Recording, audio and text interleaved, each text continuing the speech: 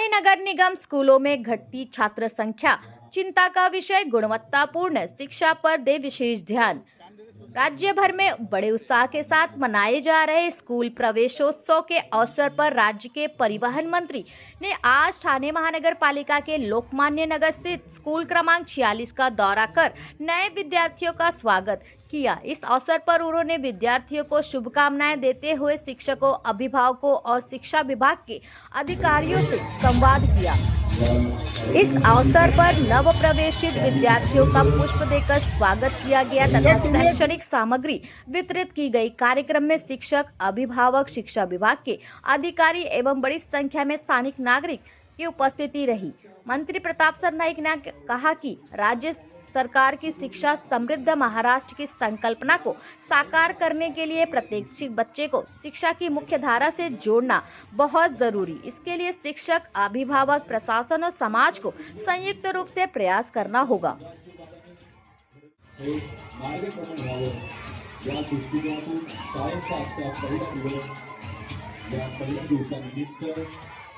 आपल्या सगळ्यांसाठी, आपल्या सगळ्या चिमुकल्या बालकांसाठी बांधवा आहे आणि साहेबांची या ठिकाणी ठाणे महानगरपालिका अतिरिक्त आयुक्त प्रशांतजी रोडे साहेब या ठिकाणी उपस्थित आहेत। तसेच चिमुकल्या बालकांचे खरं तर या ठिकाणी स्वागत, या चिमुकल्या मुलांचं साहेबांच्या हस्ते स्वागत होत असताना रिफार या ठिकाणी मिळत आहे। या चिमुकल्या विद्यार्थ्यांच्या पावलांचे ठसे आपल्या हालचाली करतो। या हालचालीमध्ये या शाळा प्रवेशोत्सव सोहळ्याचं खऱ्या अर्थानं फीत कापून साहेबांच्या हस्ते उद्घाटन संपन्न होतं। या पर्वाचा शुभारंभ करणारा हा शिवाजी महाराज आणि रोडे साहेब अतिरिक्त आयुक्त ठाणे महानगरपालिका यांना विनंती, आपण या ठिकाणी पुष्पहार अर्पण करावा। तसेच जयेंद्र दरेकर साहेब यांच्या शुभ हस्ते देखील या ठिकाणी प्रतिमांचं पूजन होत आहे। या ठिकाणी उपस्थित या सर्वांचं या सोहळ्याच्या निमित्तानं खूप खूप स्वागत आहे। आपलं खरं तर आजचं भाग्य आहे की आपल्या सर्वांचे लाडके आणि लोकप्रिय नेते प्रतापजी सरनाईक साहेब आज आम्हा सगळ्या आपल्या सर्व बालकांना उत्साह देणारे सर्व मान्यवर या सोहळ्यासाठी उपस्थित आहेत। यांच्या शुभेच्छा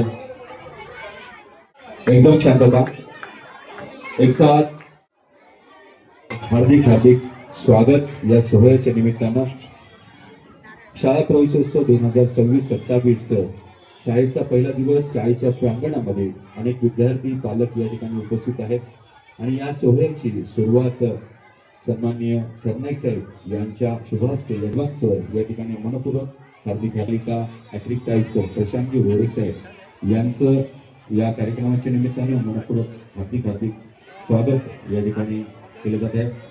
विद्यार्थ्यांनी जोरदार टाळ्यामध्ये खरं तर शुभाशीर्वाद लाभावेत यासाठी सगळी मान्यवर मंडळी, सन्माननीय नामदार प्रतापजी सरनाईक साहेब, परिवहन मंत्री महाराष्ट्र राज्य, नवागत विद्यार्थ्यांचं हार्दिक हार्दिक स्वागत होत आहे। त्यांना शैक्षणिक साहित्य देऊन विविध आणि हे सगळं विविध साहित्य पाहून विद्यार्थ्यांना देखील आनंद झाला, उत्साह त्यांचा वाढलेला आहे।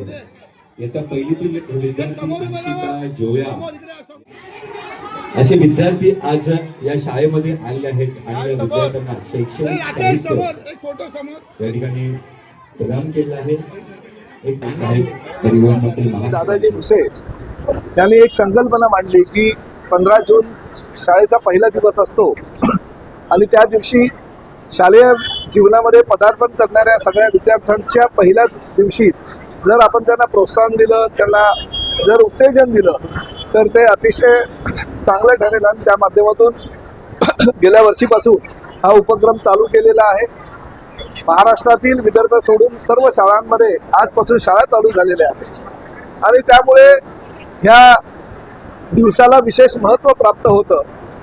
राज्याचे मुख्यमंत्री देवेंद्रजी फडणवीस आणि उपमुख्यमंत्री आदरणीय एकनाथ शिंदे साहेब, सुनीताताई पवार यांनी सर्व मंत्र्यांना, सर्व लोकप्रतिनिधींना सूचना केल्या की आपापल्या मतदारसंघातील आणि आपापल्या जिल्ह्यातील सर्व शाळांमध्ये जाऊन विद्यार्थ्यांचं स्वागत करावं, त्यांचा सन्मान करावा, त्यांना आशीर्वाद द्यावा, जेणेकरून भविष्यामध्ये या राज्याचं आणि या देशाचं नेतृत्व करायला ते सक्षम होतील। आणि त्या माध्यमातून मी माझ्या मतदारसंघातील 35 वर्षे या लोकप्रतिनिधी म्हणून या मतदारसंघाचं मी काम करतोय।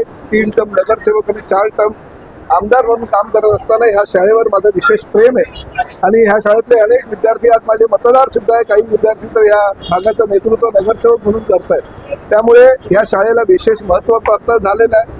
मी ह्या शाळेतील सर्व विद्यार्थ्यांना आज त्यांचं स्वागत करून त्यांना शालाप्रयोगी साहित्य, वह्या वाटप आणि इतर अनेक चॉकलेट वगैरे त्यांना सगळ्यांना आम्ही दिलेले आहेत. अजूनही काही वाटप आम्ही करणार आहोत.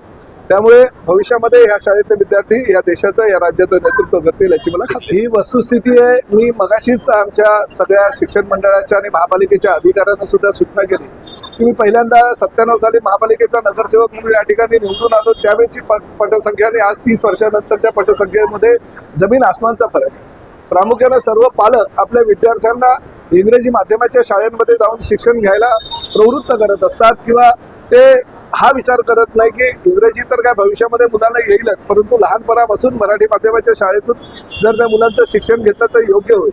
परंतु ICSE किंवा CBSEच्या शाळेमध्ये प्रवेश घ्यावा तरच आपली मुलं चांगली नाव कमावतील अशा उद्देशानं पालक खाजगी शाळांमध्ये शिक्षण घ्यायला मुलांना घेऊन जात असतात.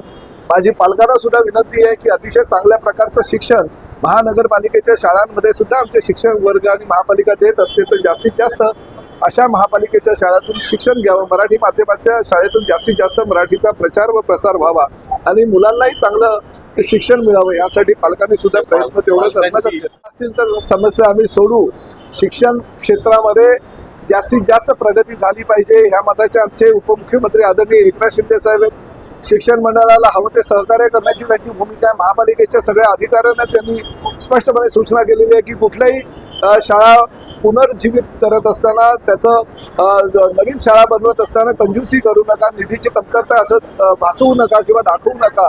पूर्णपणे जी निधीची उपलब्धता असेल ती ते शाळांसाठी द्या.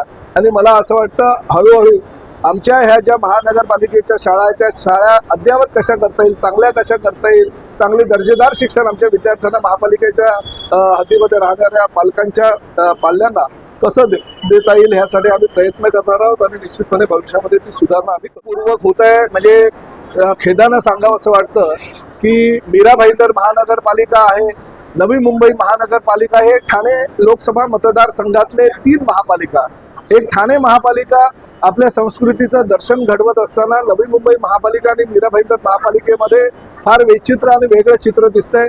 मी माननीय मुख्यमंत्री यांना पत्र सुद्धा दिलं होतं की अशा पद्धतीनं जर एखाद्या पक्षाची सत्ता त्या महानगरपालिकेवर आली असेल तर एखाद्या लोकप्रतिनिधींचं नाव म्हणजे आमदाराचं नाव, खासदारांचं नाव किंवा त्या भागातल्या मंत्र्याचं नाव किंवा त्या परिसरातल्या पालकमंत्र्याचं नाव जर टाकता येत नसेल तर अतिशय चुकीचं आहे, अयोग्य आहे. माननीय मुख्यमंत्र्यांनी सुद्धा त्यावर खंत व्यक्त केली होती. गेल्या आठवड्यात झालेल्या कॅबिनेटच्या बैठकीमध्ये आमच्या सर्व मंत्री महोदयांनी याविषयी खेद व्यक्त केल्यानंतर माननीय मुख्यमंत्र्यांनी त्याचे चौकशीचे आदेश दिले होते, परंतु त्या आदेशाला 48 तास उलटत नाही. तोच नवी मुंबई महापालिकेनं पालकमंत्री म्हणून कार्यरत असलेले गेल्या अनेक वर्षापासून एकनाथ शिंदे साहेबांचं नाव डावललं आणि त्याचबरोबर त्या पत्रिकेवर तरी खासदार किंवा आमदारांची नावं होती, पण ह्या पत्रिकेवर तर खासदार आमदारांची नावं जर नसेल तर दुर्दैव आहे. मला असं वाटतं जो प्रोटोकॉल ऑफिसर आहे त्या प्रोटोकॉल ऑफिसरने ह्या विषयावर लक्ष देणं गरजेचं आहे. अन्यथा माझी मुख्यमंत्र्यांना ही विनंती राहील की अशा पद्धतीने चुकीच्या पद्धतीने जे पत्रिका छापतात त्या अधिकाऱ्यांना निलंबित करणं हे गरजेचं. महायुतीचं सरकार आहे, राष्ट्रवादी काँग्रेस, शिवसेना आणि भारतीय जनता पक्षाचं 3 पक्षांचं सरकार केंद्रामध्ये आहे, राज्यामध्ये आहे. खरं तर प्रोटोकॉल प्रत्येक पक्षाच्या नेत्यांनी जसा सांभाळला पाहिजे तशाच पद्धतीनं कार्यकर्त्यांनी पण सांभाळायची गरज आहे. आमच्या पक्षाचे पदाधिकारी जर काय चुकत असतील, काय उलट बोलत असतील तर आमच्या मोठ्या नेत्यांनी त्यावर अंकुश ठेवणं गरजेचं आहे. परंतु भारतीय जनता पक्षाचे किंवा राष्ट्रवादीचे पदाधिकारी किंवा काही नेते जर चुकीचं बोलत असतील तर त्यांच्या वरिष्ठांनी त्यांचे ताबडतोब कान उघाडी करणं गरजेचं आहे. कारण महायुतीचं सरकार असताना काही प्रोटोकॉल हे पाळलेच गेले पाहिजे. मुंबईमध्ये जाणीवपूर्वक काही परिवार या गोष्टी वारंवार घडतोय. नाही, अशा पद्धतीने वारंवार जर घडत असेल तर उद्या परत आता कॅबिनेट आहे, आम्हाला या संदर्भात परत एकदा माननीय मुख्यमंत्र्यांच्या कानावर ह्या घटना किंवा ह्या गोष्टी घालाव्या.